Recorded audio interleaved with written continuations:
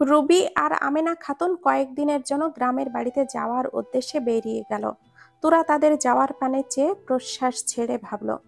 মুখে মুখে পারবো বললেও মনে মনে তোরার শঙ্কা বাসা বাঁধল। এবার সে কোথায় পালাবে? সারা বাড়িতে তো শুধু সে আর আহানি রয়ে গেল। বাড়িতে ফেরার পর থেকেই টুনিকে খুঁজে পাচ্ছে না তোরা। সে সময় কাজের ফাঁকে অতটাও গুরুত্ব দেয়নি, কিন্তু বিকাল হয়ে গেল, এখনো টুনি তার কাছেই আসলো না। এমনিতে তো তার কাছেই চিপকে থাকে সব সময়। আশেপাশে না পেয়ে তোরা আহানের ঘরের দিকে গেল। আহান ফিরেছে ঘন্টা দুয়েক আগে, তবে তোরা ওর সামনেই যায়নি। রাইমার ঘরে বসেছিল ঘাপটি মেরে। গুটি গুটি পায়ে এগিয়ে দরজার সামনে দাঁড়ালো। বুকের ভেতর অসহনীয় ধুকপুকানি শুরু হয়েছে। আহানের মুখটা দেখলেও তার লজ্জা লাগছে। দরজা সামান্য ফাঁক করে ঘরে ঢুকলো। ভেতরে তো কেউ নেই, আহান নেই। তবে সেই দিকে মাথা না ঘামিয়ে তোরা টুনিকে খুঁজতে লাগলো। ঘরের ভেতর ওলট পালট করে ফেলেছে। অবশেষে ফ্লোরে শুয়ে খাটের নিচে উকি দিতে লাগলে আহান বারান্দা থেকে ল্যাপটপটা হাতে ঘরে ঢুকলো। পুরো ঘরের অবস্থা বেহাল। তোরাকে ফ্লোরে শুয়ে থাকতে দেখে বলো, ফ্লোরে শুয়ে কি করছো তুমি? হঠাৎ আহানের গলা শুনে তোরা ধড়পড়িয়ে উঠতে গেলে খাটের কাঠের সাথে ধূপ করে গোতা লেগে ব্যথায় মুখটা কুঁচকে নিচেই পড়ে রইল। সব রাগ গিয়ে পড়ল আহানের ওপর। এই লোকটার এখনই আসতে হলো, বজ্জাত লোক, মাথাটা ফেটে যাচ্ছে। তোরাকে শটান উপুড় হয়ে নিচে শুয়ে থাকতে দেখে আহান এগিয়ে এসে সামনে বুকে দুই হাত গুজে দাঁড়ালো। তোরা ঘাড় ঘুরিয়ে আহানকে দেখে আবারও অন্যদিকে মুখ ফিরিয়ে নিল। আহান হাত বাড়িয়ে তোরার বাহু ধরে ওকে দাঁড় করালো। তারপর মাথাটা এপাশ ওপাশ করে দেখলো কোথায় লেগেছে। নিচে শুয়ে কি করছিলে তুমি? প্রশ্নটা শুনে তোরার মন খারাপ হয়ে গেল। মুখটা ছোট করে বলল, আমার টুনিকে খুঁজে পাচ্ছি না। আহান কোনো উত্তর না করায় তোরা ঘাড় উঁচিয়ে তাকালো লম্বা চওড়া মানুষটার গম্ভীর চেহারার পানে। মুহূর্ত খানেক নিশ্চুপ থেকে ভার গলায় বলল, তোমার আজাইরা বিড়ালটাকে বলো আমাকে ফলো করা বন্ধ করতে। ওর জ্বালায় আজকাল কাজ করেও আমি শান্তি পাই না। বলেই সরে গিয়ে টেবিলে ল্যাপটপটা রাখতে গেলেই তোরার চোখ গেল আহান দাঁড়িয়ে থাকা স্থানটাই। এতক্ষণ তাহলে এখানেই ছিল পাজিটা? তোরা চোখ গরম করে টুনির দিকে তাকালো, কিন্তু তাতে তার কি? সে তো ছোট লেজটা গুটিয়ে হাতটা মুখের কাছে নিয়ে চাটছে। দুই হাতে কোলে তুলে নিল তোরা। খিটখিট করে বলল, সমস্যা কি তোর? সুযোগ পেলেই এই জল্লাদ লোকটার কাছে এসে বসে থাকিস কেন? টুনি কি বুঝলো ওই জানে, তবে তোরার কথায় তার কোনো কান নেই। সে তো অপলক চেয়ে আছে আহানের দিকে। তোরার কোল থেকেই ম্যাও ম্যাও করে ডেকে উঠল আহানের দিকে চেয়ে। আহান ফাইলগুলো রাখতে রাখতে টুনির দিকে তাকিয়ে বলল, তোমার বোন তো সুযোগ পেয়ে আমার মান সম্মান লুটে নিয়েছে। এখন তুমিও পড়েছো আমার পেছনে। দুজনে মিলে আমাকে খেয়ে ফেলবে কোন দিন। আপনার মতো জল্লাদ লোকটাকে খেতে আমার বয়েই গেছে। আমি তো আইসক্রিম খাবো লাল টুকটুকে রঙের।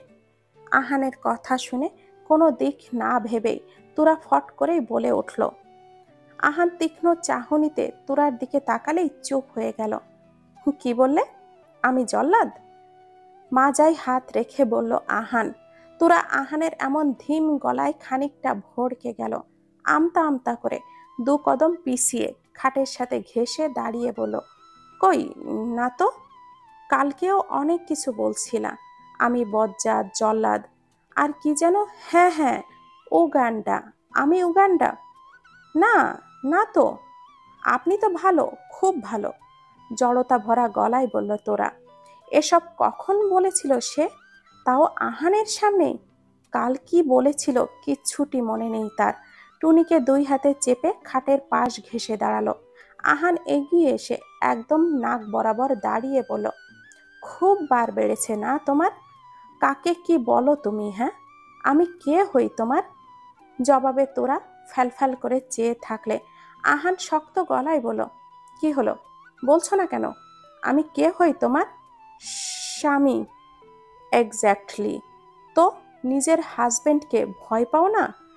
বলেই তোরার একদম কাছাকাছি এগিয়ে আসলে তোরা তাল সামলাতে না পেরে খাটের ওপরে পড়ে যেতে নিলেই এক হাতে টুনিকে আরেক হাতে আহানের টি শার্ট খামচে ধরে থপ করে বিছানার উপরে পড়ে গেল।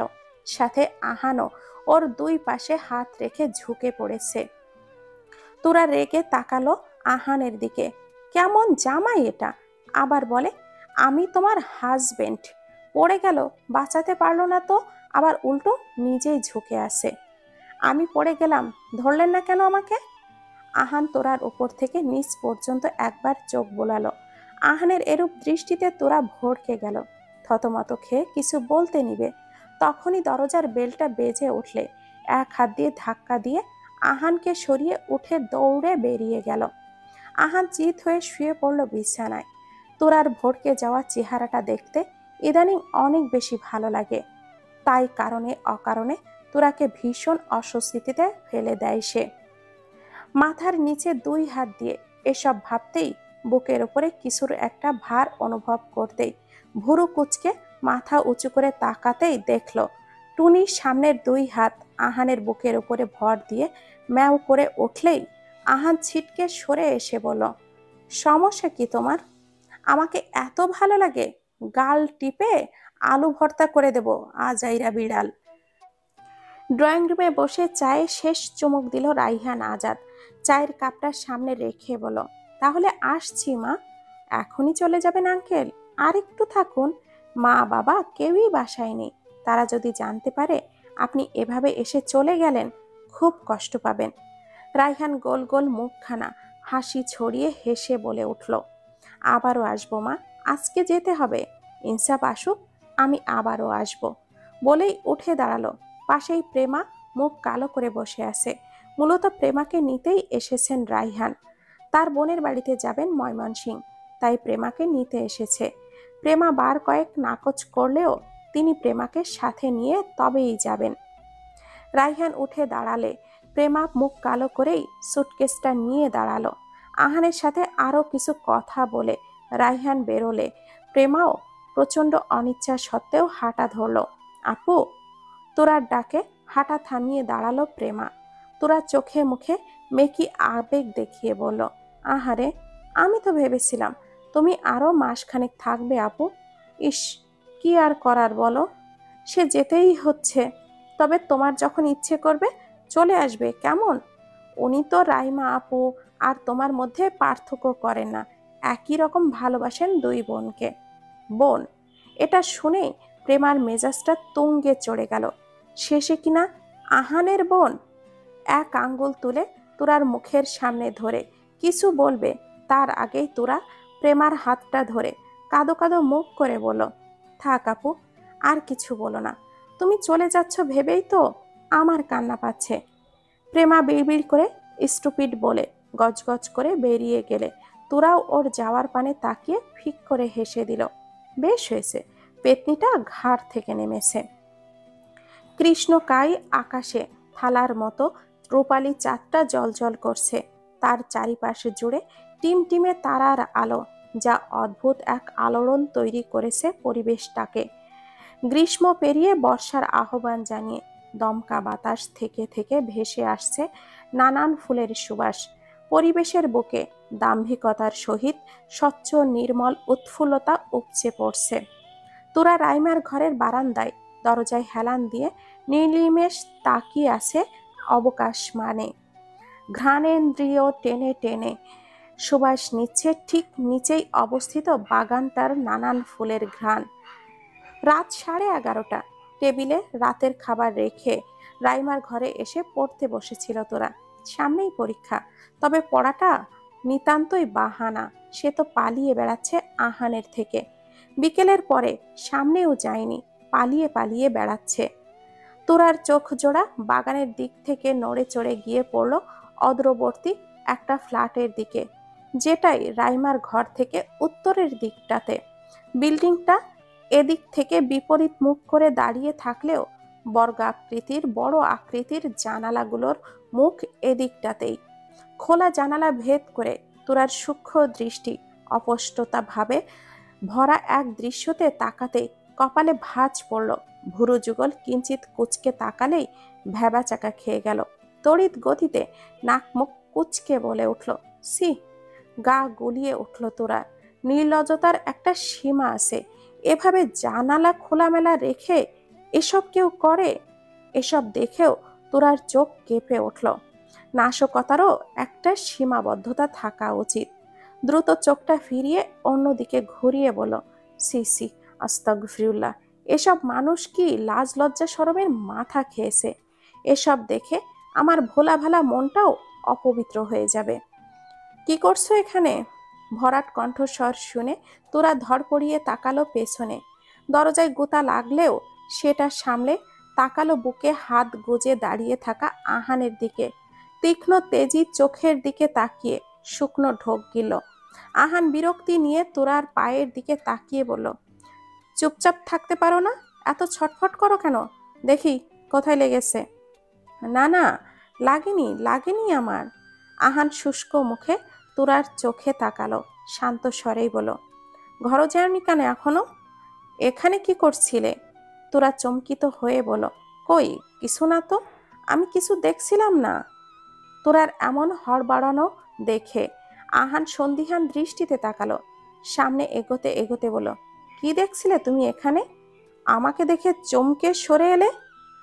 তোরার চোখ জোড়া অক্ষি কোটরের বাইরে আসার উপক্রম।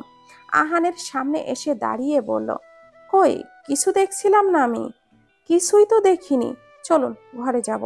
না, আমি এখানেই থাকবো এখন। তুমি ঘরে যাও। তাজ্জব বনে গেল তোরা। এই লোকটা এখন এখানে কেন বসবে? নজর এদিক থেকে ওদিক গেলেই মান সম্মান যাবে।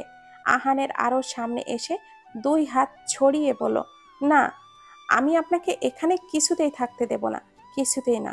চলুন শীঘ্রই ঘরে চলুন।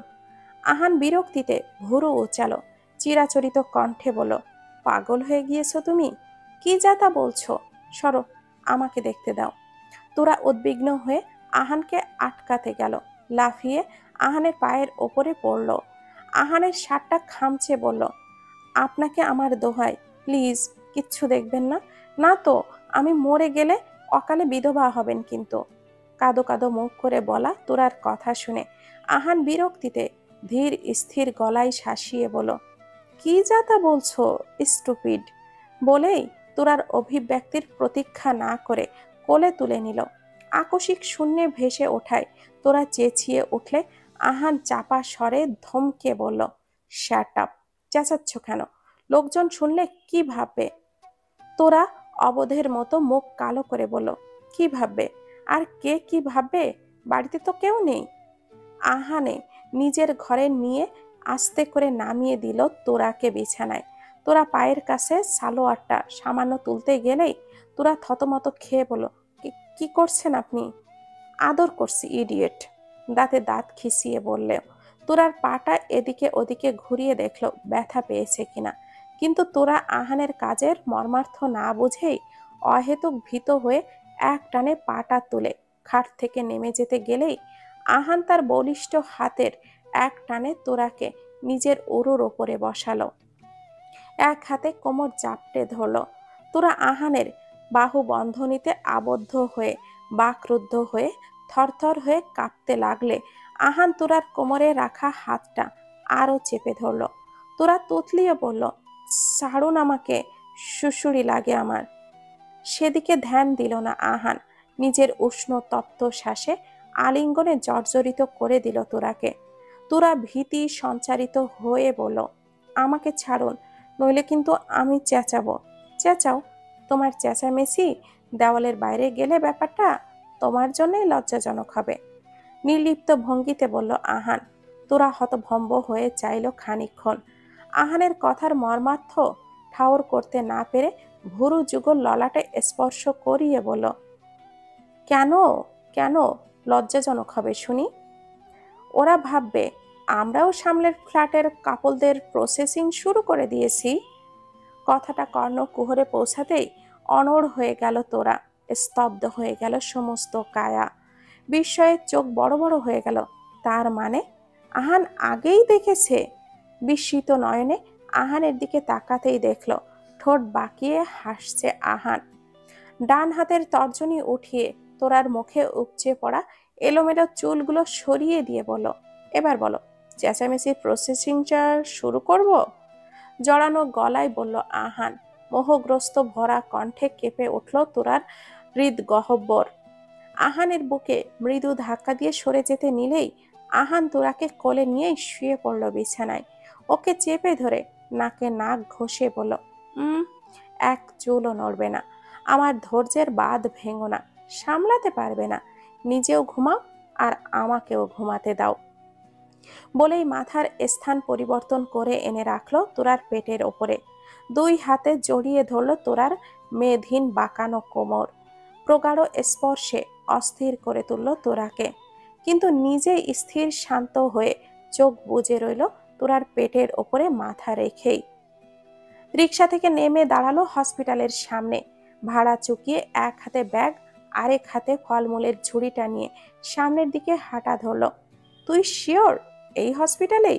হ্যাঁ, প্রথম দিন তো এই হসপিটালের কথাই বলেছিল, তারপর থেকে তো ফোনই ধরে না গাধাটা। ভুরু কুচকে কাট কাট গলায় বলল ফারিহা। দেখেই বোঝা যাচ্ছে সাদমানের ওপরে ভীষণ রাগান্বিত। এই 2 দিনে কম করে হলেও 50-60 বার কল করেছে, বরাবরই ফোন সুইচ অফ। আহ, এভাবে বলিস না, হয়তো এত সব ঝামেলার চাপে ফোন চার্জ করার সময় হয়নি, তাই বন্ধ। প্রত্যুত্তর করল না ফারিহা। রিসিপশনে গিয়ে অ্যাসিস্ট্যান্টের সাথে কথা বলে তুরাকে ইশারা করে সামনের দিকে এগোতে লাগলো। কেবিনের দরজাটা খুলতেই সামনে পড়ল সাদা শুভ্র বেডে শুয়ে মাঝবয়সী রুগ্ন মহিলা। তার পাশের চেয়ারটাতে হেলান দিয়ে ঘুমে ঢুলছে সাদমান। নিঃশব্দে এগিয়ে গেল তোরা আর ফারিহা। সাদমানের পিঠ বরাবর দুম করে একটা কিল বসিয়ে দিল ফারিহা। আকস্মিক আক্রমণে নিভু নিভু ঘুম ভেঙে ধড়ফড়িয়ে উঠল সাদমান। তার সামনে তুরা আর ফারিহাকে দাঁড়িয়ে থাকতে দেখে ভূত দেখার মতো করে চমকিত হয়ে বলল, তুমি মানে তোমরা এখানে? উস্কো খুস্কো চুল, লাল টকটকে চোখ, যা প্রায় কোঠরে বসে যাওয়া, গায়ের শার্টটাও কুচকানো। বিস্ফোরিত চাহনিতে তাকিয়ে আছে তোরা আর ফারিহার দিকে। উচ্চস্বরে কিছু বলতে গেলেও পাশে শুয়ে থাকা মায়ের দিকে তাকিয়ে থেমে গিয়ে ফিসফিস করে বলল, তোমরা দুজন এখানে কি করে? তোরা কিছু বলবে তার আগেই ফারিয়া এগিয়ে গিয়ে দুম করে আরেকটা চাপ্পড় বসিয়ে দিল সাদমানের বাহুতে। চাপা স্বরে বলল, তোর বদমাস টিনম্যানের বাচ্চা, তোকে কতবার ফোন দিয়েছি বল, ধরিসনি কেন বেয়াদ্দপ? তোরা সাদমানের সামনে দাঁড়িয়ে ফারিহাকে থামিয়ে দিয়ে বলল, আরে থাম, কি করছিস? আন্টি জেগে যাবে তো। আমাকে থামাচ্ছিস? এই গর্ধবটাকে বল আগে, এই 2 দিনে কতবার ফোন দিয়েছি কোনো আইডিয়া আছে? চিন্তা হয় না আমাদের? দাঁতে দাঁত চেপে ক্ষিপ্ত স্বরে বলল ফারিহা। সাদমান ফারিয়ার কথা শুনে মুখটা ছোট করে বলল, আসলে ফোনে চার্জ ছিল না। কেন ছিল না? তোকে বলেছিলাম না সব সময় আপডেট আমাকে বলতে হবে? তাও কেন বলিসনি তুই? এই পর্যায়ে সাদমান ফারিহার কথার উত্তর করল না। নীরবতা ভাঙল তুরার প্রশ্নে, এখন কেমন আছেন আন্টি? এখন আগের চেয়ে বেটার। ডক্টর বলেছে আরো কিছুদিন অবজারভেশনে রাখতে হবে। সাদমানের কথার সাথে সাথে নড়ে চড়ে উঠল বেডে শুয়ে থাকা মানুষটা। দেবে যাওয়া চোখের পাতা খুলে টিপটিপ করে তাকালো। মুখ থেকে মৃদু শব্দ করলে সাদমান এগিয়ে গিয়ে ধরল, শান্ত গলায় বলল, উঠে বসবে মা? মৃদু মাথা দুলিয়ে সম্মতি দিলেন ভদ্র মহিলা। বেশ জীর্ণ শীর্ণ রুগ্ন শরীর, সামনের ঢেউ খেলানো চুলে পাক ধরেছে বেশ অনেকটাই। উজ্জ্বল শ্যামলা গড়নের মহিলাটির চেহারার সাদমানের মুখাবয়বের সাথে অনেকটাই মিলে যায়। ভার হয়ে আসা চোখের পাতা খুলে পুরোপুরি তাকানোর চেষ্টা করলে পাশ থেকে চশমাটা তুলে চোখে পরিয়ে দিল সাদমান। ঘোলাটে দৃষ্টি স্পষ্ট হতেই চোখের সামনে দৃশ্যমান হলো দুটো কৌতূহলী ভরা মেয়েলি চেহারা। আসসালামু আলাইকুম আন্টি, কেমন আছেন? ঠোঁট নাড়িয়ে খুব শান্ত স্বরেই সালামের উত্তর দেওয়ার সাথে সাথে ফারিহা আবারও বলল, আমি ফারিহা আর ও তোরা, আমরা সাদমানের ফ্রেন্ড। সামান্য হাসল মহিলা। কুচকে আসা গালের চামড়াটা মৃদু প্রসারিত হলো। নমনীয় ভাষায় বলল, আমি তোমাদের আজ প্রথম দেখলেও চিনতে পেরেছি। সাদমান তোমাদের কথা অনেক বলেছে আমাকে। কতবার বললাম তোমাদেরকে বাড়িতে নিতে, কোনো ন্যায়ই না। ফারিহার মেজাজটা উস্কানি লেগে গেল সাদমানের মায়ের কথায়। এগিয়ে গিয়ে এক গাদা ফলমূল আর হেলথ ড্রিঙ্কস এর ঝুড়িটা টেবিলের ওপরে রেখে পাশে বসে খিটমিট করে বলল, ও বাড়িতে কি নিবে? এত কিছু যে হয়ে গেছে জানানোর প্রয়োজনটুকুও বোধ করেনি। আজ 2 দিন ধরে ফোন উঠায়ও না। আজ কত খোঁজ করে করে করে খুঁজে খুঁজে এখানে এসেছি। একদমে হড়বড়িয়ে বলল ফারিহা। তোরা এগিয়ে গিয়ে চোখের ইশারায় ফারিহাকে থামতে বলে। তবুও যেন তাতে নেই ফারিহার। ও তো পারলে সাদমানকে এখনই ছাদ থেকে ধাক্কা দিয়ে ফেলে দেয়। এখন কেমন আছেন আন্টি? হঠাৎই এতটা অসুস্থ হলেন কি করে? কি হলো? তুরার প্রশ্নে ভদ্র মহিলা ক্লান্তির প্রশ্বাস ফেলল। ম্লান কণ্ঠে বলল, হঠাৎ আর কই মা, অসুস্থতা তো লেগেই আছে। আমার জন্যই তো সব ঝামেলা। আমি না। মা, তোমার ঔষধ খাওয়ার সময় হয়ে গেছে।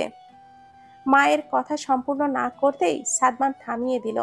তার চোখ মুখ দেখে স্পষ্ট যে ওষুধ খাওয়ার নামে সে মায়ের কথাটা বন্ধ করলো। মহিলা আলতো হেসে বলে উঠল, আর কত ঔষধ খাবো বাবা? আমার জন্য তোর জীবনটা ক্ষয় হচ্ছে।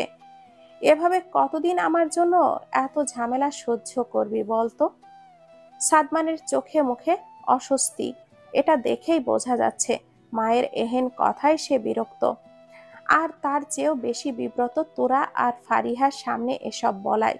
তোরা এক পলক চাইল দুজনের পানে, যেন তাতেই অনেকটা বুঝে গেল। এগিয়ে বসে হাতের উপরে হাত রেখে বলো, এভাবে কেন বলছেন আন্টি? সাদমান আপনার জন্য করবে না তো কার জন্য করবে? আপনিই তো ওর সব। আর কতই বা করবে গো মা? ওর বাবা মারা গেছে তখন ছেলে আমার সবে মাত্র মাধ্যমিক পরীক্ষা দিয়েছে। তারপর থেকেই আমি প্রায়ই শয্যাশায়ী। এতদিন ধরে নিজের ওপরে চাপ দিয়ে সবটা সামলেছে ও একা। সাদমান ট্যাবলেটটা মায়ের হাতে ধরিয়ে পানির গ্লাসটা এগিয়ে দিল। ঔষধ খাওয়া হলে পানির গ্লাসটা হাতে নিতে নিতে বলল, এসব বাদ দাও মা, কতবার বলেছি এগুলো বলবে না। সাদমানের কথার সাথে সাথে তোরাও বলল, ও ঠিক বলেছে আন্টি, আপনি এতটা চিন্তা করবেন না। শুধু দোয়া করবেন যাতে সাদমান আরো অনেক বছর আপনাকে আগলে রাখতে পারে। আপনিই তো ওর সব। একদমই তাই। আর এটাও বেশি বেশি দোয়া করবেন যাতে ওর মাথার গোবরগুলো সব কমে বুদ্ধি শুদ্ধি হয়। ফারিহার কথা শুনে হেসে উঠল সাদমানের মা। মেয়েটা ভারী চঞ্চল, এটা সেও জানে। তোরা আর ফারিহা আরো বেশ খানিকটা সময় বসে গল্প করলো। ঘড়ির কাঁটায় 3টা পেরোলে সাদমানের মাকে বিদায় জানিয়ে বেরোলো কেবিন থেকে। সাদমান ওদের এগিয়ে দিতে আসলে ফারিহা দাঁড়িয়ে বলল, আমাদের সাথে আসতে হবে না, হাত পা সবই ঠিক আছে। মায়ের দেখাশোনা কর আর গোসল কর। দেখে তো মনে হয় না 2 দিন গোসল করেছিস। সিসি, তোর গায়ের দুর্গন্ধের জন্য ভার্সিটিতে টিকতে পারি না আমি। ফারিহার অহেতুক কৌতুক শুনে সাদমান মুখ কুঁচকে তাকালো। পাশ থেকে তুরা পিঠের ওপরে চাপ্পড় বসালেই মেকি হেসে বলল, আই অ্যাম জোকিং, বলেই এবার মুখভঙ্গি স্বাভাবিক করলো। সাদমানের দিকে তাকিয়ে বলল, আন্টিকে তো আর কিছুদিন রাখতে হবে এখানে। টাকা আছে তোর কাছে? হাসি হাসি মুখ করে রাখা মুখখানা যেন চুপসে গেল সাদমানের।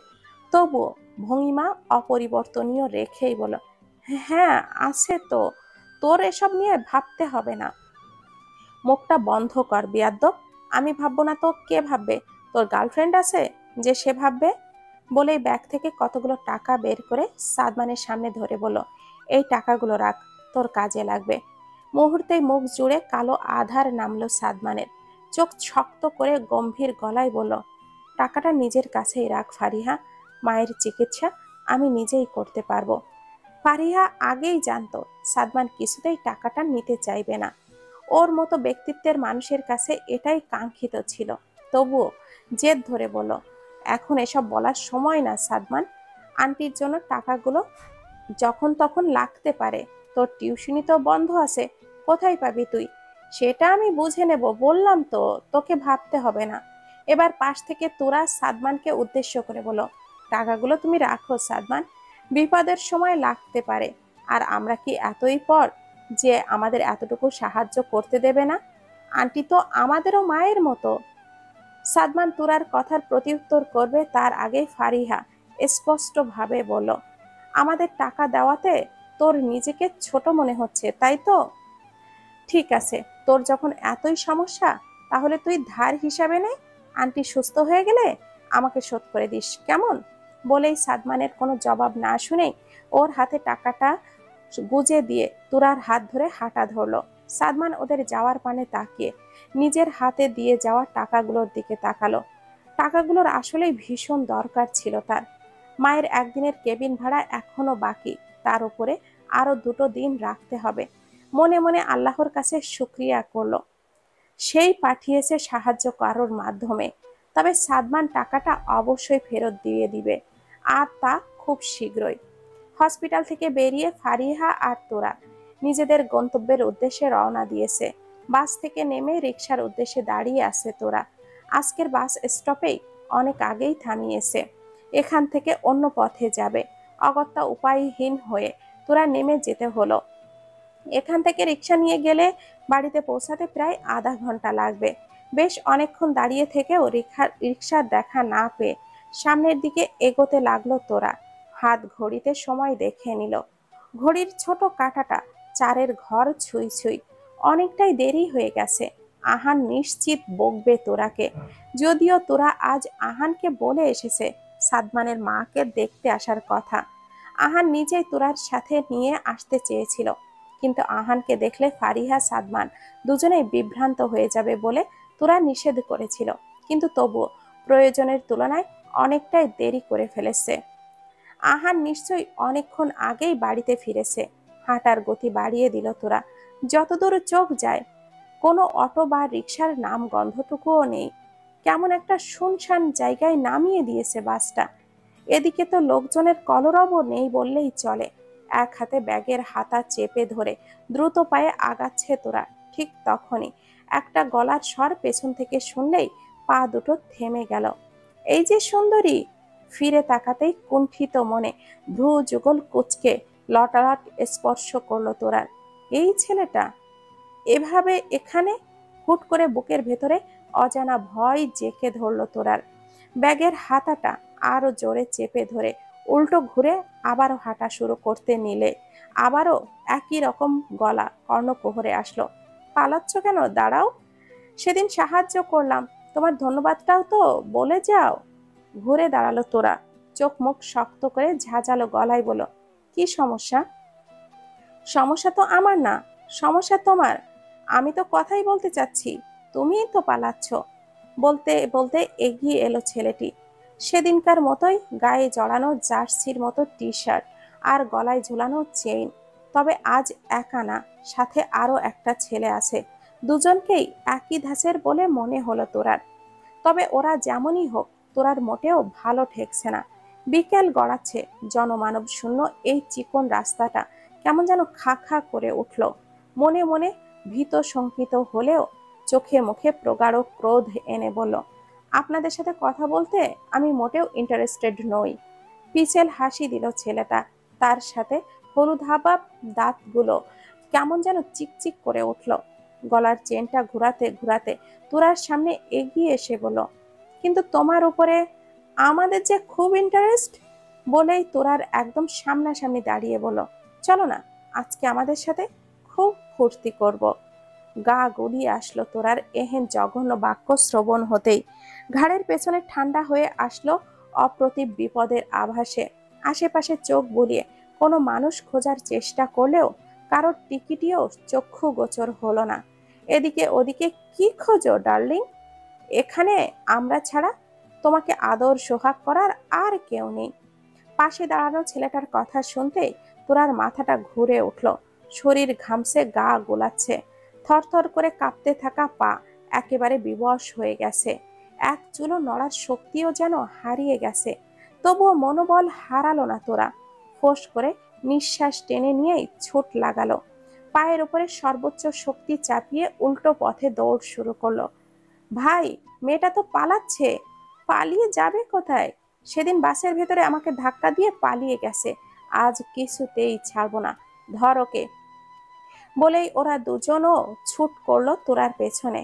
তোরা কাঁধের ব্যাগটা খামচে ধরে প্রাণপণে দৌড়াচ্ছে। মাথায় শুধু এতটুকুই আছে যে এখান থেকে দৌড়ে পালাতে পারলেই সে বাঁচবে, নিজের সম্মান বাঁচবে। দৌড়াতে দৌড়াতে হাঁপিয়ে গেল তোরা। হাঁটুতে ভর করে চারপাশে তাকালো। তখনই পেছন থেকে ওদের আসার শব্দ হতেই, কোনো কিছু ঠাউর করতে পারার আগেই আবারও ছোটা শুরু করলো।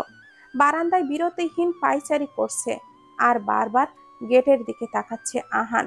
দুপুর গড়িয়ে বিকাল পেরিয়েছে, অথচ এখনো তোরার ফেরার নাম নেই। এ বলেই তো ছিল বিকালের মধ্যেই বাড়িতে ফিরবে, তাহলে এখনো আসলো না কেন? চিন্তায় উৎকণ্ঠায় আহানের নাভিশ্বাস ওঠার জো। একদণ্ড স্থির হয়ে বসতে পারছে না। কোথায় আছে, কি করছে, এত দেরি কেন হচ্ছে? কোনো বিপদ হলো না তো? বিপদের নামটা মাথায় আসতেই সকল চিন্তাগুলো ধর পড়িয়ে দুশ্চিন্তায় পরিণত হলো। কোনো বিপদ হলো না তো রাস্তায়? আর দুই দণ্ড দাঁড়ালো না আহান, গাড়ির চাবিটা নিয়েই বেরিয়ে পড়লো। দ্রুত গতিতে গাড়ি চালিয়ে এসে থামলো সিটি হসপিটালের সামনে। ভাগ্যবশত আহান গাড়ি থেকে নেমে ভেতরে ঢোকার পথেই দেখা হলো সাদমানের সাথে। হাত ভর্তি ঔষধের প্যাকেট নিয়ে ঢুকছিল। আহানকে দেখেই হম্বি তম্বি হয়েই গেল সাদমান। আহান স্যার এখানে? সাদমানকে দেখে আহান এগিয়ে গেল ওর কাছে। কোনো প্রকার জড়তা ছাড়াই সরাসরি জিজ্ঞাসা করলো, তোরা কোথায় সাদমান? ও কি এখনো এখানেই আছে? প্রসারিত ললাটে অসংখ্য ভাঁজ পড়ল সাদমানের। চমকিত হয়ে বলল, ওরা তো 2 ঘন্টারও আগে বেরিয়ে গেছে স্যার। কেন বাড়ি ফেরেনিও? তড়িৎ গতিতে সারা বদনে ঠান্ডা জোয়ার বয়ে গেল আহানের। দুশ্চিন্তার পাল্লা ক্রমান্বয়ে ভারী হচ্ছে। অস্থির চিত্তে ঘন ঘন শব্দ করে বলল, তোরা এখনো ফেরেনি সাদমান? ও কোথায়? তোরা কোথায়? সাদমান আহানের প্রশ্নের উত্তর না পেয়েই তৎক্ষণাৎই পকেট থেকে ফোনটা বের করে কারো নাম্বার ডায়াল করে কানে ধরলো। 3বার বাজার পর চতুর্থবারে কলটা রিসিভ হতেই সাদমান সোজা সাপটা প্রশ্ন ছুড়ল, তোরা কি তোর সাথে আছে ফারিয়া? ওপাশ থেকে কি উত্তর আসলো আহানের কান অবধি সেটা পৌঁছায়নি। তবে সাদমানের নিশ্চুপ অবস্থা দেখে অস্থির হয়ে বলল, কি বললো ফারিহা? তোরা কি ওর সাথেই আছে? ফারিয়ার সাথে নেই ও। তোরা নাকি আরো 1 ঘন্টা আগে বাসার দিকে গিয়েছিল। সাদমানের কথায় আহানের সারা শরীর উত্তপ্ত রক্তের স্রোত বয়ে গেল। আরো 1 ঘন্টা আগে বাড়ির দিকে গেলে ফিরল না কেন ও? কোথায় গেছে তোরা? ঘাড়ের পেছনে হাত দিয়ে এদিকে ওদিকে তাকালো। ফোঁস করে নিঃশ্বাস টেনে নিয়ে নিজে নিজেই বিড়বিড়ালো, কিছুই হয়নি, ও ঠিক আছে, আমি খুঁজে বের করব, এক্ষুনি খুঁজে বের করব আমি। বলেই দৌড়ে গাড়ির সামনে গিয়ে উঠে বসলো। স্টিয়ারিং ঘুরিয়ে ঝড়ের চেয়ে তীব্র বেগে ছুটিয়ে নিল গাড়িটা। ধুলো উড়িয়ে দৃষ্টির বাহিরে চলে গেল মুহূর্তেই। সূর্য ডোবার সাথে সাথেই ধরণীর আলোকে গোগ্রাসে গিলে টেনে এনেছে কৃষ্ণাভ কুচকুচে পরিবেশ। আশপাশটা ভ্যাপসা গরমে অতিষ্ঠ। গাছপালা শটান হয়ে দাঁড়িয়ে দাম্ভিক্যের সহিত। এক চুলও নড়াচড়ার উপস্থিতি নেই। ক্লান্ত সন্ধ্যার অবসরে জুতার থপথপ শব্দে হাঁটছে ছুটছে সুপুরুষ। এলোমেলো চুলগুলো লেপ্টে আছে কপালে, তা থেকে চুইয়ে চুইয়ে ঘাম ঝরছে। ইস্ত্রি করা শার্টের ভাঁজ কুঁচকে ঘামে ভিজে জবজবে হয়ে লেপ্টে আছে শরীরে। ক্লান্ত শরীরে গাড়ির সামনে এসে দাঁড়ালো। হাঁটু ভাঁজ করে বসে পড়ল রাস্তার ওপরেই। ফোঁস করে জোরে নিঃশ্বাস টানছে আর ছাড়ছে। ভার্সিটির আশেপাশে, হসপিটালের দিকে আর বাড়ি ফেরার পথের সব জায়গা খুঁজে খুঁজে পাগল হবার উপক্রম। তবুও তোরা কোথাও নেই। পরপর 3বার ঘুরেছে একই রাস্তায়, তবুও তোরাকে পায়নি। বিরতিহীন ছোটায় শির দাঁড়ার জোরে চিনচিনে ব্যথার আবির্ভাব হয়েছে। শিরা উপশিরা টনটনে ঘাড়টা এলিয়ে দিল গাড়ির সাথে। নিষ্প্রভ মলিন দৃষ্টিতে তাকালো আকাশের পানে। চাঁদটা আজ দেখা যাচ্ছে না, তারাগুলো লুকানো মেঘের আড়ালে। নিষ্প্রাণ দৃষ্টির অভ্যন্তরে ভেসে উঠছে তোরার খিলখিলিয়ে হাসার দৃশ্যটা। বোকা বোকা চাহনি আর বাচ্চাদের মতো ঠোঁট উল্টে কেঁদে দেওয়া। আহানের আত্মচেতনার অজান্তেই গড়িয়ে পড়ল এক ফোঁটা পানি। এতটা অসহায় কখনো লাগেনি নিজেকে, এতটা বেচন্ন অস্থির উন্মাদনায় কখনো জর্জরিত হয়নি ওর মন মস্তিষ্ক। রোমন্থন ম্লান কণ্ঠে বলল, কোথায় তুমি তোরা? কোথায় আছো, কেমন আছো? কত খুঁজেছি তোমাকে, পাচ্ছি না, কোথাও পাচ্ছি না তোমাকে। একবার সাড়া দাও প্লিজ, তোমাকে কোথাও পাচ্ছি না। এর একটা বার বলো তুমি কোথায়। তোমার গোমড়া মুখ বজ্জাত লোকটা তোমার অনুপস্থিতি আর এক লোহময়ও সহ্য করতে পারছে না। তোরা আহান পারছে না, তোমাকে কোথাও খুঁজে পাচ্ছে না। দাম্ভিকতায় ভরা শক্ত কণ্ঠস্বরটা যেন হারিয়ে গেছে, ভরাট গলার দাপট নিমিষেই উবে গেছে। কথাগুলো কেমন যেন ভাঙা ভাঙা, স্থূল শোনাচ্ছে। কথার সাথেই 2 ফোঁটা জল গড়িয়ে পড়ল আহানের চোখ থেকে। ডান হাতের তর্জনী উঠিয়ে অশ্রুবিন্দু হাতে নিয়ে তাকালো নিমিষেই। বুকটা ফেটে চৌচির হয়ে যাচ্ছে। শূন্যতা বেদনার সূচ বুকটাকে এফোড় ওফোড় করে দিচ্ছে। হাতের উল্টো পিঠে চোখটা মুছে নিল তপ্ত নেত্রধারা। না, এভাবে বসে থাকলে চলবে না, খুঁজতে হবে। তোর আর কিচ্ছু হয়নি, ও ঠিক আছে। ওকে এক্ষুনি খুঁজে ফেলবে আহান। বুকের ভেতর ফাল হয়ে ঢুকে পড়া তিক্ত যন্ত্রণার অবসানের জন্য হলেও তোরাকে চাই, এক্ষুনি লাগবে। তোর আর কিচ্ছু হতে পারে না। হুড়মুড়িয়ে উঠল আহান। 2 হাতের এলোমেলো স্পর্শে চোখের পানি মুছে গাড়ির দরজাটা খুলতে যাবে, তখনই ফোনের সিস্টেমেটিক টোনটা বেজে উঠল। তীব্র অনিচ্ছা সত্ত্বেও কিছু একটা ভেবে পকেট থেকে ফোনটা বের করে স্ক্রিনের দিকে তাকিয়ে থেকেই চোখ মুখ চিকচিক করে উঠল। ঘুটঘুটে অন্ধকারেও ফোনের স্ক্রিনের মৃদু আলোটাতে আহানের বিষণ্ণতা ল্যাপটানো চেহারা জ্বলজ্বল করে উঠল। 3 লাইনের ছোট মেসেজটা দেখে প্রেরকের নামটা নিয়ে মাথা না ঘামিয়ে গাড়িতে উঠে বসল। মরুভূমির বুকে এক চিলতে পানির খোঁজ পাওয়া তৃষ্ণার্ত পথিকের মতো চাঞ্চল্য আর উচ্ছ্বাসে ভরা আখি যুগলে সামনে রাস্তায় তাকিয়ে ঝড়ের বেগে ছুটিয়ে নিল গাড়িটা। একজোড়া নয়ন ভিড়মোড়ো দৃষ্টিতে তাকিয়ে আছে ঝকঝকে টাইলসের ফ্লোরে। আশেপাশের পরিবেশ থেকে মন মস্তিষ্ক শ শ মাইল দূরে কেবল নিচের দিকে তাকিয়ে অপলক দৃষ্টিতে অবলোকন করতে ব্যস্ত। চোখে মুখে পানি চিকচিক করছে, বুকের ভেতরে ঘুটঘুটে অন্ধকারের মতো ঝাপসা হয়ে আছে। হাত মুষ্টি করে খামসের মতো করে ধরল পরনের জামা। চোখটা বন্ধ করে জোরে জোরে শ্বাস ফেল। আহানের মুখখানা মনের ভেতরে ভেসে উঠতেই চোখ দিয়ে টুপটাপ করে অশ্রু ঝরে পড়ল। কাঁধের ওপরে একটা হাতের স্পর্শ পেয়েও তাকালো না তোরা, ফুপিয়ে কেঁদেই চলেছে। কাঁদিস না মা, কিচ্ছু হয়নি তো। আল্লাহর কাছে লাখো লাখো শুকরানা, উনি তোকে সহি সালামতে রেখেছেন। ভাগ্যিস ইয়াজ তখন ওই পথে গিয়েছিল না তো। পুরোটা না বলেই চুপ করে গেল তাহমিনা। আর যদি আল্লাহ সহায় না হয়ে মাহিদ তোরাকে না পেত, কি হতো সেটা ভাবতেই বুকের ভেতর তোড়পাড় উঠে গেল। পাশবিক বিপদের মুখ থেকে বেঁচে আসায় ও অস্থিরতাও কমেনি। এক হাত তোরার মাথায় বুলিয়ে আরেক হাতে তসবি গুনে গুনে দোয়া পড়ে পড়ে বিড়বিড়ালো, অন্তত গ্লাসের পানিটুকু খা বুড়ি, একটু বেটার লাগবে। স্থির কণ্ঠে বলল মাহিদ। তোরা এসে থেকেই শুধুমাত্র অস্পষ্ট স্বরে 2-3 বার আহানের নাম করা বাদে একটা শব্দও করেনি, আর নাইবা 1 ফোঁটা পানি গলদকরণ পর্যন্ত করেছে। তাহমিনা আর মাহিদ দুজনেই ব্যস্ত তোরাকে সান্ত্বনা দেওয়ার জন্য, কিন্তু তোরা তো আগের থেকেই স্থির শান্ত। এটা থেকে থেকে যেন কেঁপে উঠছে মেয়েটা। মাহিদ এক হাত উঠিয়ে তোরার হাতটা ধরবে, তখনই কলিং বেলের ধাতব শব্দ হতেই উচ্ছ্বাসিত নেত্রে মাথা তুলে তাকালো। বসা থেকে উঠতে নিলেই কাঁধে হাত রেখে থামিয়ে দিল তাহমিনা। চোখের ইশারা করতেই মাহিদ উঠে গিয়ে দরজাটা খুলে দিতেই চক্ষু গোচর হলো গম্ভীর পরিপাটি চেহারার বিধ্বস্ত অবস্থাটা। আহান মাহিদকে দেখেও উপেক্ষা করে হন্তদন্ত হয়ে ঘরের ভেতরে ঢুকতেই তোরার কান্না মিশ্রিত ব্যথাতুর মুখশ্রী দেখে ধক করে উঠল বুকের গহীনে লুকায়িত জায়গায়।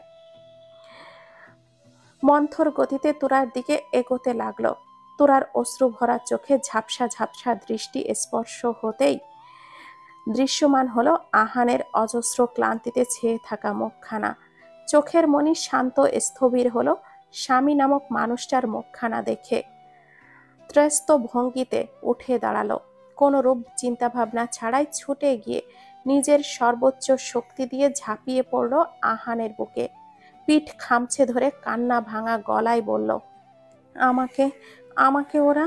পুরোটা শেষ না করেই হাউমাউ করে কেঁদে দিল। বুকের ভেতর প্রখর চিনচিনে ব্যথা করে উঠল আহানের।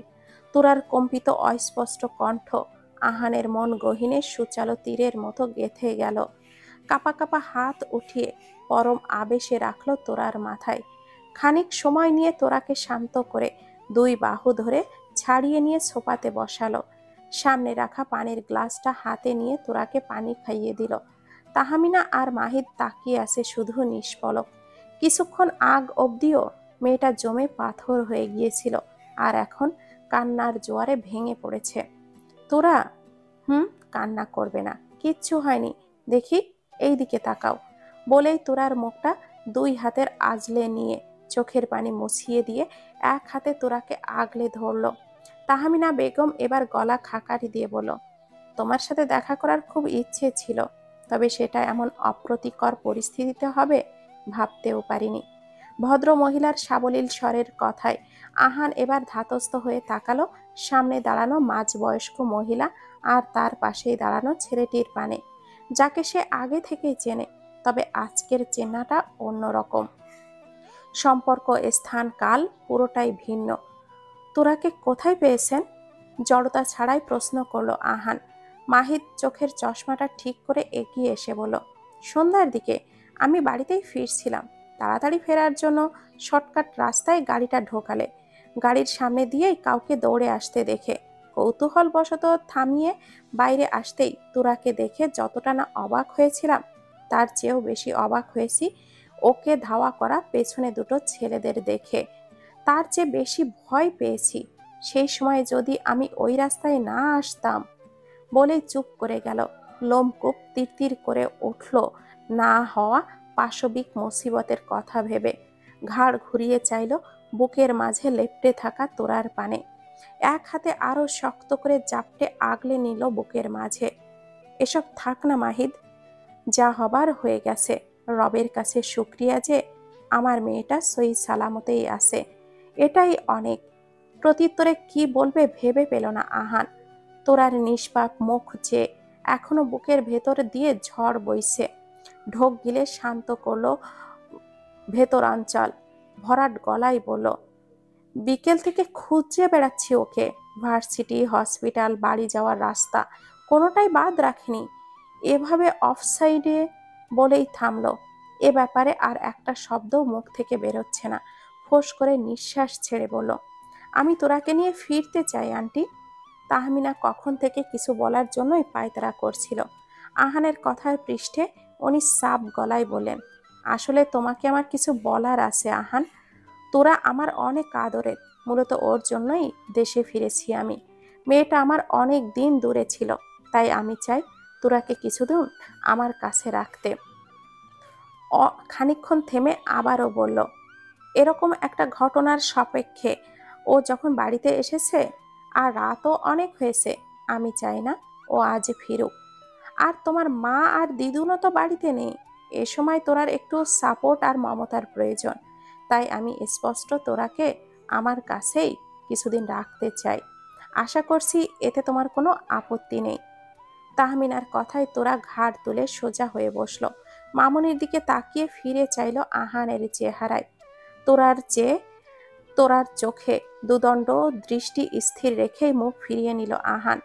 কিছু একটা ভেবে মুখায়ব গম্ভীর স্থির করলো। ভারী একটা দীর্ঘশ্বাস ফেলে বলল, ঠিক আছে, তোরা কিছুদিন থাকুক, তবে এখানে। চোখ ছলছল করে উঠল তোরার। মন্থর দৃষ্টিতে তাকিয়ে থাকলো আহানের চেহারা পানে। তার মাঝেই মাহিদ বলল, রাত তো অনেক হয়ে গেছে, আজকে এখানেই থেকে যান স্যার। আহান ঠোঁট এলালো অল্প বিস্তর, হাসলো না কিনা স্পষ্ট না। বসা থেকে উঠে দাঁড়িয়ে মাহিদের দিকে তাকিয়ে বলল, স্যার শব্দটা ভার্সিটির বাইরে ব্যবহার না করলেই খুশি হব। সৌজন্যমূলক স্বভাব সুলভ হাসলো মাহিদ, তবে প্রতি উত্তর করল না। তাহমিনা এগিয়ে আসলো আহানের কাছে, সামনে দাঁড়িয়ে বলল, মাহিদ ঠিকই বলেছে আহান, এত রাত করে তুমি ফিরো না বাড়িতে। সমস্যা নেই আন্টি, আমি কাল এসে ওকে দেখে যাব। তবুও এত রাত করে আজ আর ফিরে না বাবা। আজ প্রথম এসেছো তুমি আমার বাড়িতে। তাহমিনার কথার মাঝেই ঘাড় ঘুরিয়ে তাকালো তোরার দিকে। চাইলো না তোরা আহানের মুখে, মুখ ফিরিয়ে অন্যদিকে ঘুরিয়ে বলল, ওনাকে যেতে দাও মামুনি, লাগবে না থাকা। বলে বসা থেকেই উঠে গটগট করে ঘরের দিকে গেল। সেদিকে চেয়ে আহান ঠোঁট কামড়ে হাসল। শুষ্ক ঠোঁটের মৃদু হাসিটা এবার স্পষ্ট দৃশ্যমান হলো। হোক নিষ্প্রাণ অথবা ক্লান্তি মিশ্রিত, তবে মুখ জুড়ে একটা প্রশান্তি ছড়িয়ে আছে। বিষাদের ঘন কালো মেঘ যেন অবিরাম ধারায় ধুয়ে মুছে গেছে।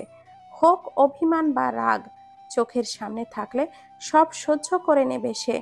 ফ্রেশ হয়ে এসে তোয়ালেতে হাতে নিয়ে চোখ মুখ মুছতে লাগলো। দরজার দিকে চোখ গেলেই হাত থেমে গেল। থপ করে তোয়ালেটা রেখে বারান্দায় গিয়ে দাঁড়ালো। আহান হাসলো সামান্য।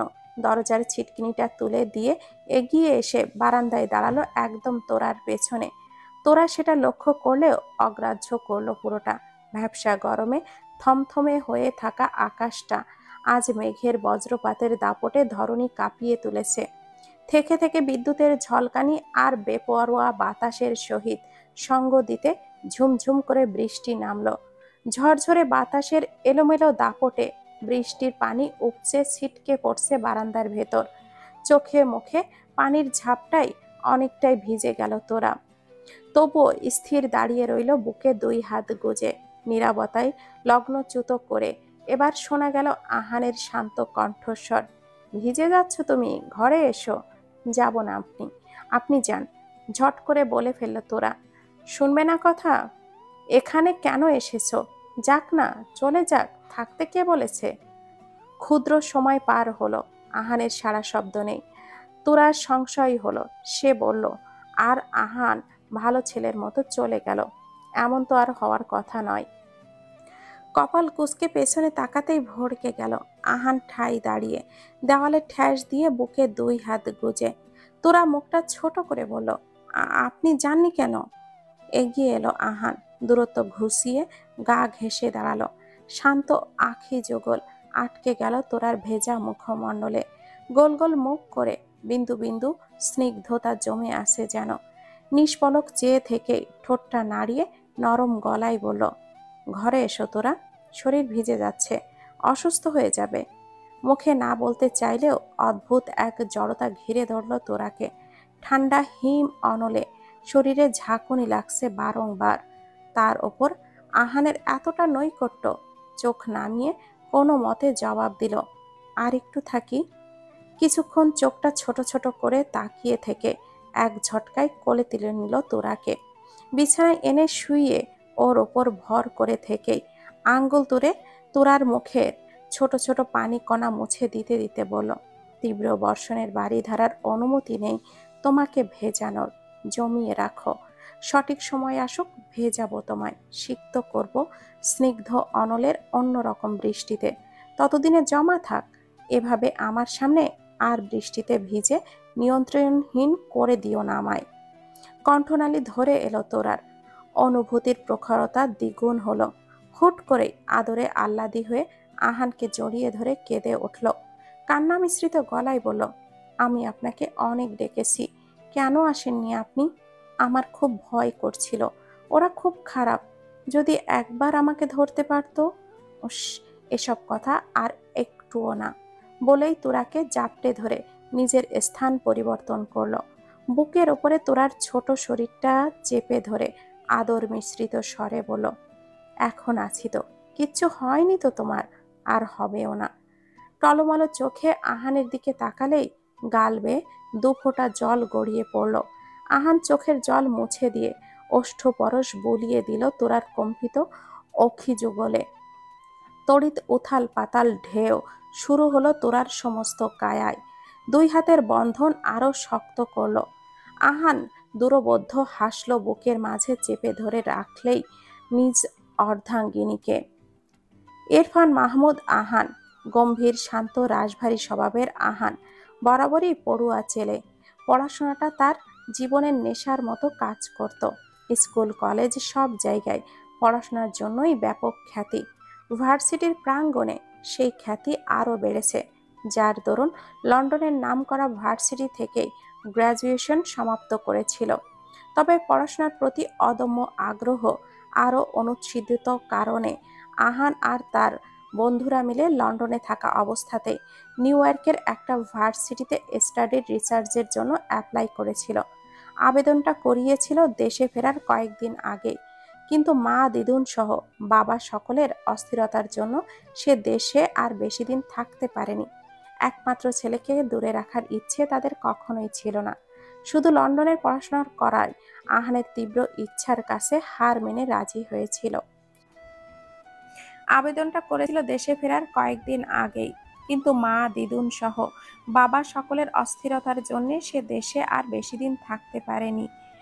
একমাত্র ছেলেকে দূরে রাখার ইচ্ছে তাদের কখনোই ছিল না। শুধু লন্ডনে পড়াশোনা করার আহানের তীব্র ইচ্ছের কাছে হার মেনে রাজি হয়েছিল। কিন্তু পরবর্তীতে তাদের জন্যই তাড়াতাড়ি ফিরতে হয়েছে। ভালো ভার্সিটি থেকে ফার্স্ট গ্রেড গ্রাজুয়েট হওয়ায় দেশে এসে অনতিবিলম্বেই প্রফেসর পেশায় নিযুক্ত হয়েছিল। কিন্তু সেই আবেদনটা পেন্ডিংই ছিল। দীর্ঘ সময় পর নোটিশ এসেছে অ্যাপ্রুভালের। তাই আর এত বড় সুযোগটা হাতছাড়া করেনি। প্রসেসটার ডিউরেশন 10 থেকে 15 দিন।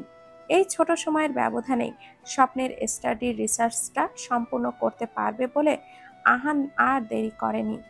তোরা মা, খেতে আয়, বেলা হয়ে গেল তো। আবার ভার্সিটিতেও যেতে হবে তো। তাহমিনার ডাকে ধ্যান ভাঙল তোরার। এতক্ষণ নির্জীব দৃষ্টিতে চেয়েছিল দূরের মাঠের দিকে। বারান্দার গ্রিলে চেপে ধরে রাখা হাতটা আলগা করল।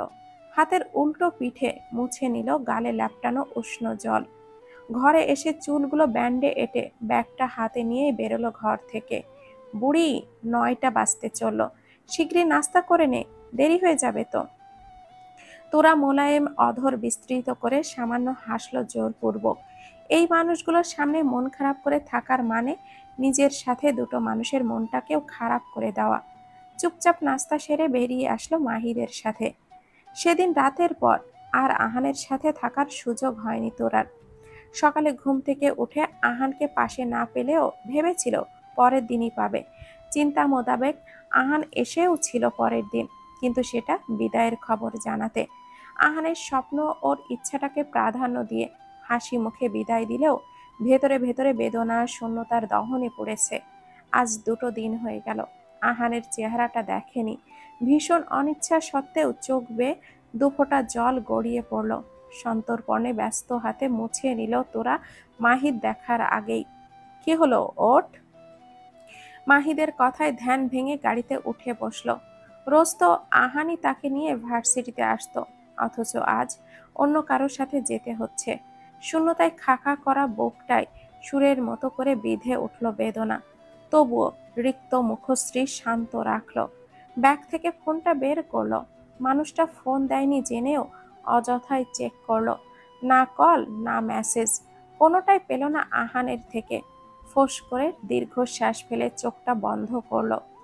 ফোনটা আহান 2 দিন আগেই দিয়েছে তাকে, যেদিন আহানের ফ্লাইট ছিল। স্যামসাংয়ের নিউ ভার্সনের একটা মডেল, সিম, মেমোরি সবকিছুই ঠিকঠাক করেই দিয়ে গেছে আহান। কিন্তু ফোনে তো এখনো পর্যন্ত কাঙ্ক্ষিত মানুষটার নামই ভেসে উঠল না। কোথায় আছে, কি করছে, চিন্তায় উৎকণ্ঠায় নাবিশ্বাস ওঠার জো তোরার।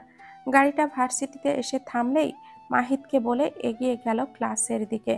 সাদমান আজও আসেনি। মাকে হসপিটাল থেকে বাড়িতে নিয়ে সবটা সামলে আসতে পারেনি। তোরা নিষ্ক্রিয় ভঙ্গিতে এগিয়ে গিয়ে বসলো ফারিহার পাশে। আসতে বেশ দেরি হয়ে যাওয়ায় তোরার বসার পরপরই টিচার প্রবেশ করলো। আহানের ক্লাসের প্রক্সিতে অন্য ছাড়কে দেখে তোরার বিষাদময় মনটা দুঃখে ভারাক্রান্ত হয়ে উঠল। পরপর 2টো ক্লাস হলে ব্রেক টাইমে ফারিহা তোরাকে নিয়ে ক্যান্টিনে আসলো। 2টো কোল্ড কফি হাতে নিয়ে একটা তোরার সামনে রেখে ওর বরাবর বসে স্পষ্ট ভঙ্গিমায় বলল, দোলাভাই স্যারের জন্য মন খারাপ? শব্দের ব্যবহারের প্রতি উত্তর করল না, মাথাটা দুলিয়ে না বাধক জানালো। ফারিহা কফিতে একবার চুমুক দিয়ে বলল, কার সামনে মন খারাপের নাটক করছিস? স্যারের বিরহে বিরহবতী হয়ে গেছিস, তোর ঠাডা পড়া মুখ দেখেই বোঝা যাচ্ছে। আসামিদের মতো করে ঘাড় নিচু করেই বসে রইল তোরা। ফারিহা এক হাত তুলে তোরার হাতের উপরে রেখে মন্থর কণ্ঠে বলল, দেখ, আমি বুঝতে পারছি তোর মনের অবস্থা। যে কারোরই মন খারাপ হওয়াটাই স্বাভাবিক, তাই বলে তুই এমন করে থাকবি বল? টিনম্যানটাও আসেনি, আর তার উপরে তুইও এমন মনমরা হয়ে থাকলে তো আমার তাল পুকুরে ঝাঁপ দিতে ইচ্ছে করবে। স্বাভাবিক চোখে তাকালো তোরা। ফারিহার চোখে মুখে ক্লান্তিকর একটা ভাব নিয়ে এক গাল হাত রেখে বলল, আমি মন খারাপ করছি না। ছোট ছোট শব্দে বলল তোরা, নির্লিপ্ত বাচন ভঙ্গি। ওড়নার আঁচলটা আঙ্গুলে পেঁচাতে পেঁচাতে বলো, মন খারাপ করছিস না তো? কেঁদে চোখ কেন ফুলিয়েছিস? ফারিহার কাটকাট বাক্যে চুপ মেরে গেল তোরা। ফারিহা খানিক থেমে আবারও বলো, দেখ, দুলাভাই ছাড় তো ওনার স্টাডি পারপাসে গিয়েছে, এক প্রকার বাধ্য হয়ে গেছে, আবার কিছুদিন পরেই তো চলে আসবে। তুই এমন একটা চেহারা করে আছিস যেন উনি তোকে ছেড়ে একা একাই হানিমুন করতে গেছে। চোখ মুখ ছোট করে বলল ফারিহা। তোরা ফারিহার কথায় হাসবে না কাঁদবে বুঝে উঠতে পারছে না, তবুও বাঁকা ভাবেই বলল, যাক না হানিমুনে, নিষেধ কে করেছে? হ্যাঁ তো, তা দেখতেই পাচ্ছি। স্টাডির জন্য গেছে বলেই তুই ছ্যাঁকা ভ্যাকা খেয়ে ঘুরছিস একেবারে, আর হানিমুনে গেলে তো তুই নিশ্চিত কচু গাছে ফাঁস লাগাতি। তোরা ফারিহার কথা শুনে কপট রাগ দেখিয়ে বলল, বইয়েই গেছে আমার অমন একটা গোমরা মুখ বজ্জাত লোকটার জন্য ফাঁস লাগাতে? আমি আরেকটা বিয়ে করে নেব। বলেই কফিতে চুমুক দিল। ফারিহা তাচ্ছিল্য ভরা গলায় বলল, একটা জামাইকেই পালতে পারোস না, আবার আরেকটা চাস লোভী মহিলা? কিসের লোভী? জামাই যদি অমন আহান দ্য গ্রেট পাজি মাস্টার মশাই হয়, তাহলে আরো একটা বিয়ে করার হক আমারও আছে। তুই নিজেই অপদার্থ, বউ ধর্ম পালন করিস কিছু? তোরা বিব্রতকর চেহারা করে ফ্যাল ফ্যাল দৃষ্টিতে তাকিয়ে রইল খানিক, চোখ বাঁকিয়ে বলল, বউ ধর্ম আবার কি? তুমি তো এটাও জানো না, আবার বলে আরেকটা বিয়ে করার হক আছে। এই যে স্যার 2 দিন হলো নিউ ইয়র্কে গিয়েছে, একবার ফোন করেছিস বলতো? ফারিহার কথায় বেশ দমে গেল তোরা। সে তো আসলেই ফোন করেনি আহানকে, উল্টো নিজেই বসেছিল আহানের ফোনের অপেক্ষায়। ততস্থ হয়ে বলল, না, কিন্তু উনিও তো দেয়নি। তুই আসলেই গাধার গাধা। বিদেশে তো নাচতে যাননি, এত দূরের পথ জানি, ওখানে গিয়ে থাকা খাওয়ার ব্যবস্থা, তার উপরে ওখানকার ভার্সিটি যেমন স্ট্রিট, দিন রাত এক করে ওদের। আর সময়ের পার্থক্য প্রায় 10 ঘন্টা। ধরা যায় ওখানে যখন রাত, এখানে দিন। তো স্যার তো সুবিধার কথা ভেবেই হয়তো দেয়নি, আবার ব্যস্ততা তো কম থাকবে না। তোর কি উচিত ছিল না ওনাকে একবার ফোন করা, খোঁজ নেওয়া? ফোনটা তোকে কি ঝুলিতে ভরে দেওয়ার জন্য দিয়ে গেছে নাকি বলদি? একদম হড়বড়িয়ে কথাগুলো বলে ফেলল ফারিহা। কিন্তু তোরা সবটা শুনে ভাবলো, তাই তো, এভাবে তো সে ভেবে দেখেনি। সে নিজেও তো ফোন করে দেখতে পারতো একবার। আহান তো বলেছিল যে তার নাম্বারটা সেভ করে দিয়েছে। এই পর্যায়ে এসে তোরার এবার নিজের ওপরেই বিরক্ত লাগলো। আসলেই স্টুপিড সে। একটা বার নিজেও তো ফোন দিয়ে দেখা যেত। তবে পারিয়ার সাথে আর কথা তেমন না বাড়িয়ে আবারও ক্লাসে গেল। আরও 3টা ক্লাস করে বাড়িতে ফিরতে প্রায় 1:30 বেজে গেল। পুরো বিকেলটা ব্যস্ত কাটলো তোরার। বাড়িতে এসে গোসল খাওয়া সেরে ক্লান্ত শরীরে কখন ঘুমিয়ে গেছে বুঝতেই পারেনি। ঘুম ভাঙার পরেই বই নিয়ে বসেছে। পরশু ক্লাস টেস্ট তোরার। সাজেশন শিটের অনেকটাই বাকি এখনো। বিকাল থেকে রাত 8টা পর্যন্ত একটানা পড়ল। এসবের মাঝে আহানের বিরহ মন অবধি ছুঁয়েও যেন ছুঁল না। পড়া শেষে উঠে ওয়াশরুমের দিকে গেল। একেবারে ফ্রেশ হয়ে বেরোলো। মাথায় তোয়ালে পেঁচিয়ে আয়নার সামনে দাঁড়ালো। তোয়ালে খুলে ড্রেসিং টেবিলের সামনে রাখা টুলের ওপরে বসে চুল মুছতে লাগলো। আনমনা হতেই চুল মুছতে মুছতে থপ করেই কোলের ওপরে ভারী কিছু পড়তেই ভাবনাচ্যুত হলো। ম্যাও করে উঠল টুনি। বিকেলের পর হয়তো কিছু খায়নি বলেই এমন মনে হচ্ছে। তুরা উঠে চুলগুলোতে হাতের আঙ্গুল চালাতে চালাতে ছোট বাটিটা হাতে নিয়ে তাতে অল্প কিছু ক্যাট ফুড ঢেলে টুনির সামনে রাখলো। টুনি মহা আনন্দে চুপচাপ শব্দ করে খেতে লাগলো। টুনিকে গতকাল রুবি খাতুন এনে দিয়ে গেছে। তাহমিনা যেহেতু বলেছিল তোরাকে কিছুদিন নিজের কাছে রাখতে চায়, তাই আর ও বাড়িতে ফেরেনি। গতকাল ইনসাফ, মাহবুব, রুবি, আমেনা খাতুন এসেছিল তোরাকে দেখতে, চুমকিটাকেও এনেছিল।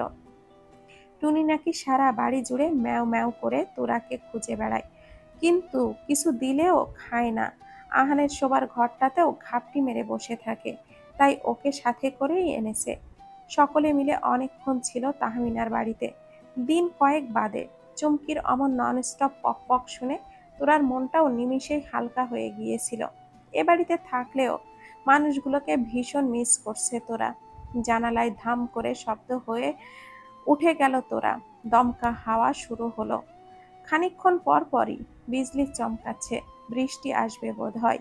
হুট করে কারেন্ট চলে গেল, কিন্তু তোরার কেন জানি এবার আর ভয় করলো না। মামনির শরীরটাও ভালো না তেমন, ঘুমাচ্ছে বোধহয়। আর মাহিদও সন্ধ্যায় ফিরে খেয়েই ঘুমিয়ে গেছে ক্লান্ত হওয়ায়। অন্ধকারে হাতড়ে উঠে ফোনটা হাতে নিয়ে ফ্ল্যাশটা অন করলো তোরা। হুট করে সেদিনকার কথা মনে পড়ে গেল। টুনিকে ভূত ভেবে আহানের গলায় ঝুলে কেমন লাফিয়েছিল। আনমনে ফিক করে হেসে উঠল তোরা। টুনির খাওয়া থামিয়ে টিপ টিপ করে তাকিয়ে আছে, অন্ধকারে গোল গোল চোখ করে জলজল করে উঠেছে। তোরা ওকে এক হাতে কোলে তুলে নিয়ে খাটের ওপরে বসলো। মনটাতে কেমন যেন বিষণ্ণতার ঝড় বয়ে গেল আবারও। আহানের কথা খুব করে মনে পড়ছে। আচ্ছা, বৃষ্টিকে তো রোমান্টিক ওয়েদার বলা হয়। এই সময় আহান থাকলে কি বলতো, এই বৃষ্টিটা বেশি বাদরামি করছে, ঠ্যাং খোঁড়া করে দেব একেবারে। ফিক করে হেসে উঠল। আসলেই তার জামাইটা বজ্জাত গোমরা মুখ। পরেক্ষণে মন খারাপ হয়ে আসলো। আহানকে কি ফোন দিবে? কিছুক্ষণ ভেবে ফোনটা হাতে তুলল। দেবে কি দেবে না ভেবেই 5 মিনিট পর হয়ে গেল। কি আশ্চর্য, লোকটার সামনে থাকলে তো একটার পর একটা অকাজে ঝগড়া করতেই থাকে, অথচ এখন কেমন যেন বুকটা দুরু দুরু করছে শুধু ফোন দেওয়ার কথা ভেবে। দোনমনা হয়ে খানিকটা ভেবে ফোনটা আবারও হাতে নিতেই হাত কাঁপিয়ে ভাইব্রেট করে উঠল ফোনটা। স্ক্রিনে জলজল করছে আহান নামটা। মুহূর্তেই ধক করে উঠল হৃৎপিণ্ড। হাতটা কাঁপুনি দিয়ে ফোনটা পড়ে গেল বিছানার ওপরে। নির্বাক চোখে তাকিয়ে থাকতে থাকতেই ফোনটা কেটে গেল। ফোনটা কেটে যেতেই হুঁশ ফিরল তোরার। ফট করে হাতে তুলে নিল, বুকের ভেতরটা মুছড়ে ধরল তোরার। এতদিন পরে লোকটা ফোন করেছে, অথচ তোরা ধরতেই পারল না। চোখ ভরে এলো জলে, কিন্তু আহান আরেকবার ফোন দিল না। রাগে কষ্টে ফোনটা বিছানায় ছুঁড়ে মারতেই আবারও জ্বলে উঠল স্ক্রিন। দুই হাতে চোখের পানি মুছে ঝাপসা চোখ স্থির করল। দুই হাতে ফোনটা ধরে কিছুক্ষণ বাজার পরপরই রিসিভ করলো তোরা। কাঁপা কাঁপা হাত তুলে কানের কাছে ধরলো। ওপাশ থেকে কোনো সাড়া শব্দ নেই। তোরা বুক ভরে জোরে জোরে নিঃশ্বাস নিচ্ছে, পরনের জামাটা খামছে ধরে, চোখটা বন্ধ করে আছে।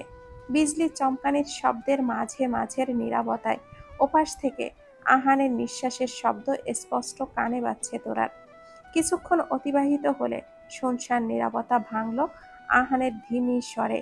তোরা। চোখ খিচে ধরল তোরা। কান্নার হিড়িক থামাতেই ঠোঁট কামড়ে ধরল সজোরে, তবুও মুখ থেকে একটা শব্দও করল না। বুকের দুরু দুরু কম্পনটা সারা শরীরে তীর তীর করে ছড়িয়ে গেল আহানের কণ্ঠে।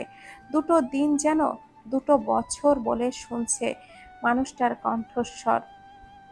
তুরার নীরবতা বরাবরই আহানের অপছন্দ। মেয়েটার চুপ থাকাটা যেন আহানের রাগ তরতর করে বাড়িয়ে দেয়। কিন্তু আজ আর রাগ হলো না, অদ্ভুত পীড়ন অনুভূত হলো বক্ষ গহীনে। কণ্ঠের খাদ বহাল রেখেই আবারও বলল, কথা বলছো না কেন তোরা? কান্নাগুলো দলা পাকিয়ে বেরিয়ে আসতে চাইলেও তোরার কামড়ে রাখা ঠোঁট তীব্র ব্যথা অনুভূত হলো। এক হাতে মুখটা চেপে ধরে রইল, কথাগুলো কণ্ঠনালীতে আটকে আছে, কিছুতেই কোনো শব্দ করতে পারছে না হাজারো চেষ্টা করে। তুমি কি চুপ করেই থাকবে? এতদিন পরে ফোন দিলাম, অথচ হ্যালো বলার ইচ্ছেটুকুও তোমার নেই। অভিমান জমল তোরার মনে।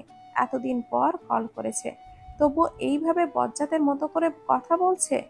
এতদিনে কি তোরার কথা একটুও মনে হয় নাই? একটুও মিস করেনি ওকে?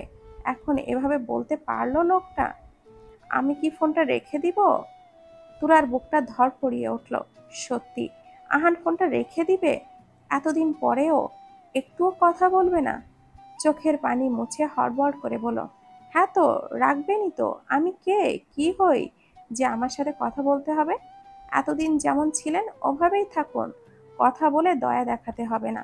আমার সাথে কথা বলে কারোর মহামূল্যবান সময় নষ্ট করার কোনো মানেই হয় না। একদমে কথাগুলো বলে দম ছাড়ল তোরা। হাজারো চেষ্টা করে শক্ত গলায় কথা বলতে গেলেও পারল না। ধরা গলায় বলতে গিয়ে ঝরঝরিয়ে কেঁদে দিল। আহান মৃদু হাসল। সে জানে তোরাকে কিভাবে কথা বলাতে হয়। হেলান দিল রকিং চেয়ারটাতে। এক হাতে রাখা জিনিসটা নাচাতে নাচাতে বলল, আমি তো মহামূল্যবান সময় নষ্ট করেই কল করেছি। কেউ একজন তো কল করা তো দূর, রিসিভ করে কথা অবধিও বলছে না। রাগ অভিমান একসাথে হয়ে খিটমিট করে উঠল তোরা। ঝাঁঝালো গলায় বলল, আমি কি বলবো, কেন বলবো? ওখানে তো বিয়ে করে 2-3 বাচ্চার বাপ হয়ে গেছেন। এখন আমার সাথে কথা বলে কি লাভ? আহান হাসলো বিস্তার, কিন্তু শব্দ হলো না। এক হাত চুলের ভেতরে চালিয়ে দিয়ে বলল, হ্যাঁ, এজন্যই তো কল করেছি। 2 বাচ্চার দুটোর নাম কি রাখা যায় বলো তো? রাগে জ্বলে উঠল তোরার শরীর। আহানের কথাগুলো যেন শুলের মতো গায়ে বিঁধছে। খটখট করে বলল, হাবা আর গোবা রাখেন দুটোর নাম, কারণ আপনার মতো জাদরেলের ভালো কোনো সন্তান হতে পারে না। আহান ভুরু কুঁচকে বলল, এই, তুমি তো ভীষণ ঝগড়ুটে হয়েছ। কই ভাবলাম আমি নেই বলে কেঁদে কেটে বালতি ভরে ফেলেছ। আর তুমি কিনা পাপার চম্পা ভাবির মতো একেবারে ঝগড়া করা শুরু করে দিয়েছ। রাগ যেন তরতর করে বেড়ে গেল তোরার। এবার আর সামলাতে না পেরে কেঁদে দিল শব্দ করে। আহান চোখ বুজে অনুভব করতে লাগলো তোরার কান্নার প্রতিটি শব্দ। ভেতরটা মুছড়ে উঠল তোরার কান্না শুনে। ইস, কাছে থাকলে তো এখন জাপটে ধরে থামানো যেত। 2 হাত মুছে দিতে পারত ছোট্ট মুখখানা। উস, কাঁদে না, আমি চলে আসবো তো। আহানের আদর ভরা গলায় তোরার কান্না থামার বদলে আরো বেড়ে গেল। ফুপিয়ে ফুপিয়ে বলল, আপনি খুব খারাপ, জল্লাদ, গোমড়া মুখ, একটুও ভালো না। আমি আর আপনার কাছে কখনোই যাব না। থাকুন আপনি ওখানেই, ওখানেই সংসার পাতুন, আমার কাছে আসতে হবে না। দু চোখ ভরে বন্ধ করে নিল আহান। পাগলি মেয়েটাকে কি করে বোঝাবে? এখানে এসে এমন একটা মুহূর্ত যায়নি যেখানে ওকে মনে করেনি। রাতে ঘুমের মাঝে কেউ হাত পা তোলে দেয় না, ঘুমই আসে না। ঘুমের মাঝে টি শার্টটা খামচে না ধরায় ইদানিং বুকটা শূন্য শূন্য লাগে। রাতগুলো যেন বছর সমান দীর্ঘ মনে হয়। হুটহাট তোরা নামটা ধরে ডেকে ফেলে। কাজের ফাঁকে তোরার দৈনন্দিন করা অকাজগুলো বেশি মনে পড়ে। বকবক করা চটপটে মেয়েটা কেমন বশ করে ফেলেছে আহানের মন মস্তিষ্ক। সবটা ঘিরে এখন শুরু তারই বসবাস। আর কিচ্ছু ভালো লাগে না। এতগুলো কথা গোগ্রাসে গলদকরণ করলো আহান। তোরাকে এসব বলে আর দুর্বল করতে চায় না। কণ্ঠে স্বাভাবিকতা এনে বলল, সরি। তবুও তোরার কান্না থামলো না, বরং হিড়িক দিয়ে বেড়ে উঠল।